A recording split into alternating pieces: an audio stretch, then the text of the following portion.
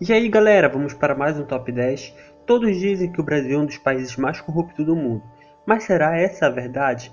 Vamos para o Top 10 países mais politicamente corruptos. Neste Top 10 tem como conceitos boca de urna, caixa 2, cleptocracia, clientelismo, compra de venda de votos, coronelismo, elisão e evasão fiscal, escândalo político, expoliação legal, estado-máfia, estelionato, extorsão, fisiologismo, fraude eleitoral, lavagem de dinheiro, mensalão, nepotismo, peculato, plutocracia, propina, suborno, tráfico de influência.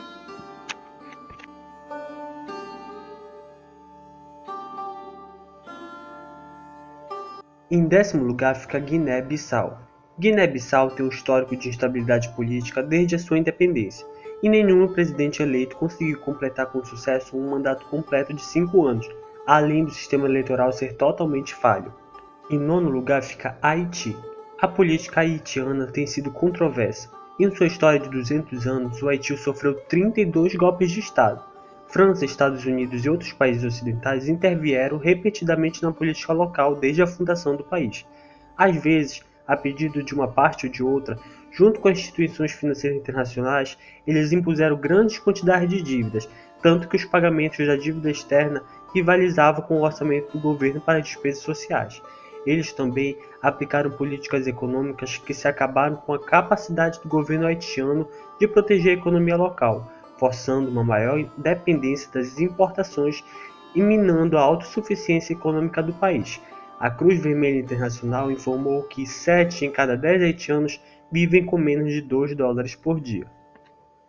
Em oitavo lugar fica a Líbia. Em 2011, após uma guerra civil e intervenção militar internacional liderada pela OTAN, a Organização do Tratado do Atlântico Norte, houve o derrube e a morte do ex-líder do país, Muammar Gaddafi, e o colapso de seu governo de mais de 4 décadas de duração. Como resultado, a Líbia está passando por um processo de reconstrução política e é regida sob uma constituição provisória elaborada pelo Conselho Nacional de Transição, a CNT. Em sétimo lugar está o Iraque. Em 2010, de acordo com o Índice de Estados Falidos, o Iraque era o sétimo país mais politicamente instável do mundo. A concentração de poder nas mãos do primeiro-ministro Nouri al-Maliki e a crescente pressão sobre a oposição causam preocupação sobre o futuro dos direitos políticos no Iraque. Em sexto lugar fica o Sudão do Sul. O Sudão do Sul é um dos países mais pobres do mundo, com alta taxa de mortalidade infantil e um sistema de saúde muito precário, considerando um dos piores do mundo. Em termos de educação, somente 27% da população acima dos 15 anos sabe ler e escrever, chegando a 84% o índice de analfabetismo entre mulheres, e boa parte das crianças não frequentam unidades escolares. Quase não há eletricidade disponível, exceto para 5% da população. O fornecimento de água é administrado por empresas privadas por meio de caminhões-tanque que percorrem a cidade enchendo reservatórios particulares. A água tratada atinge 55% da população e a rede de esgotos 20% apenas. Em quinto lugar fica Angola.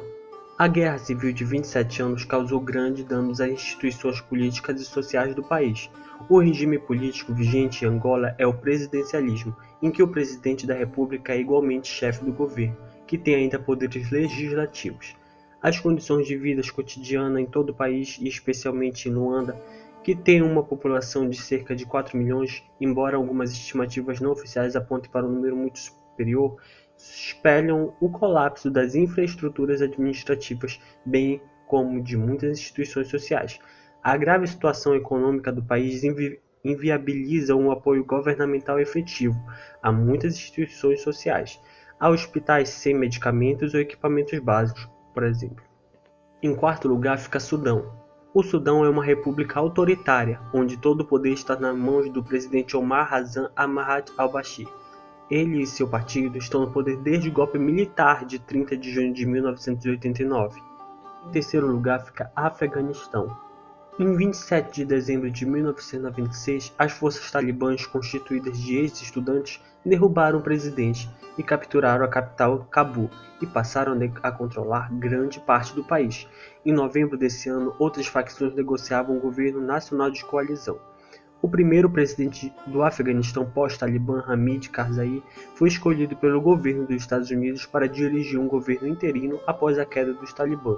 Foram realizadas eleições a 9 de outubro de 2004, com mais de 10 milhões de afegãos registrados para votar, mas a maioria dos 17 candidatos da oposição não reconheceu o resultado das eleições, alegando fraude.